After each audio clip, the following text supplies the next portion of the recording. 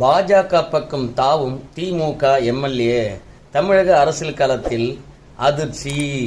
யாருன்னு பார்க்குறீங்களா? இந்த மாதிரியான குயிக் நியூஸ் அப்டேட் வேணும்னா இந்த விவசாயினுடைய யூடியூப் சேனலை சப்ஸ்கிரைப் பண்ணி வச்சுக்கோங்க. லால்குடி எம்எல்ஏ சவுந்தரபாண்டியன் தாங்க இன்னைக்கு நேருக்கும் சவுந்தரபாண்டியனுக்கும் முட்டிக்கிறதுனால எந்த அரசு நிகழ்ச்சிகளும் சரி, கட்சி நிகழ்ச்சிகளும் சரி, அவரை அழைப்பதே கிடையாது. அதனால செம அதிருப்தியில் இருந்தார். திடீர்னு நேரு அவர்களுடைய ஒரு நிகழ்ச்சிக்கு தன்னை அழைக்கல அப்படின்ன உடனே அந்த நேருனுடைய அரசு நிகழ்ச்சி ஒளிபரப்பாச்சு பாருங்க. நேருனுடைய முகநூல் பக்கத்தில் அங்கேயே போய் லால்குடி எம்எல்ஏ சவுந்தரபாண்டியன் அவர்கள் லால்குடி எம்எல்ஏ செத்து போட்டாரு, தொகுதி காலியாக இருக்குது அப்படின்னு சொல்லிட்டு முகநூல் பதிவிட்டாரு. பிறகு தலைமையிலிருந்து அழுத்தம் வந்தது, அதை நீக்கிட்டாரு.